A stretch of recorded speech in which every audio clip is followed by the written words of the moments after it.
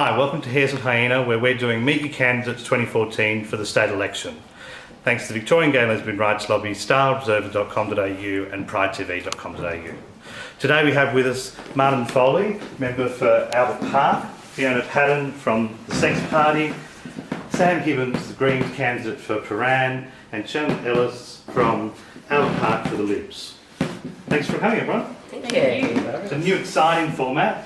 And what we're going to talk about today is older people in the LGBTI community, and we're wondering what your parties are going to do for those people over the age of 65. Martin?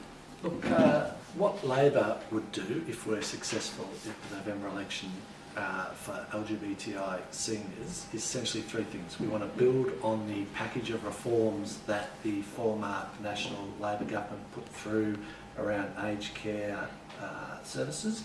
We want to make sure that arrangements about accreditation and delivery of appropriate services for organisations are delivered. And the final thing we want to do is build the workforce capacity to make sure that that tick box of the rainbow standard is real and deliverable, and make sure that aged LGBTI Victorians don't have to go back into the closet as they reach their more mature years. Yeah, older people have sex, don't they?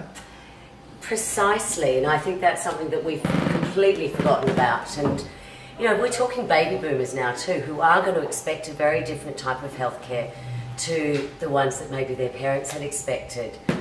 I think one of the first things we also need to acknowledge is that a lot of aged care facilities are run by religious institutions who can still discriminate against people on the grounds of their sexuality. So I think one of the basic things we need to do is override and get rid of that exemption within the Discrimination Act, and recognise that people are sexual beings all the way to the end of life. So, I mean, when was the last time we saw a double bed or a queen-size bed in an aged care facility? Certainly like to see that. And then, of course, assisted dying with dignity.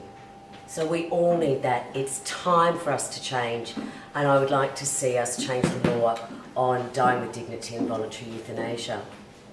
Sam, what about the Greens? Well, as Victorians get older, it's really important that they have the confidence in their aged care and health service providers, and that they feel comfortable and safe with that care.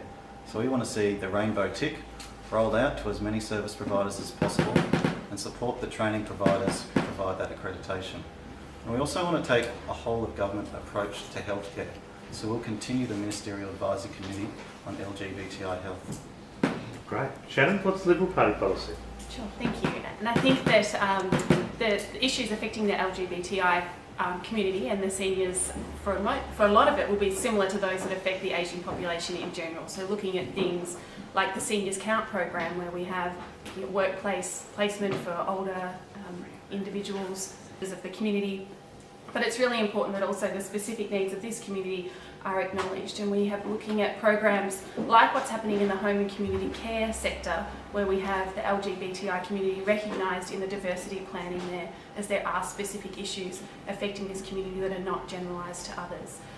The recent expungement of convictions will be really important to some of the senior members of the community who for a long time have been living with this knowledge that they have this conviction. I'm very, very proud of the work of Clem Newton-Brown and the Napthine government in getting rid of that. Also looking at more research into for areas at the moment that we're looking at premature ageing in the HIV population, and new things that are coming about as the population ages, and understanding health and wellness concerns. Great. You know, you mentioned, Fiona, that sexuality discrimination can happen in aged care. Federally, that can't happen anymore because of the changes that happened here, and we'll be talking on one of our future sessions about anti-discrimination laws. But I noticed all of you mentioned aged care. Why is it that we actually focus on aged care for people over 65? I know, it's so interesting, isn't it? Because really, you know, we're living so much longer, and just, I mean, fearful of what might happen to the next generation. But this generation, we are going to live for a long time. So we are going to have to look at making our whole communities more accessible. And that's not just for our rainbow community, but it's for everyone. And greater accessibility, obviously, improved public transport will play a major role in making this a comfortable city for the grey-haired of us in the future. Well, given that the federal Liberal government are making us all work till we're 70, Corey, it won't be an issue for when you and I get to 65 anyway. So really we're talking about ageing, and of course dominant approach is we've got to age in our communities, and that should be exactly the same right and exactly the same services for LGBTI Victorians. So making sure that home and community services, whether you're 65, 75, 85, 95, has to be based in your place, and that's got to be the major focus. So I think the accreditation that lots of people are talking about needs to recognise that reality, that we're talking about ageing in community as the first goal, and then ultimately, as higher care needs roll in, then appropriate services for LGBTI Victorians. Quick final words? Joe, I agree. I think it's important. There are a lot more people who are staying in their homes and in the community, which is wonderful, and we need to make sure there's wraparound services to support them. Well, as someone who works or has previously worked in the community sector, the concept of care is really important today.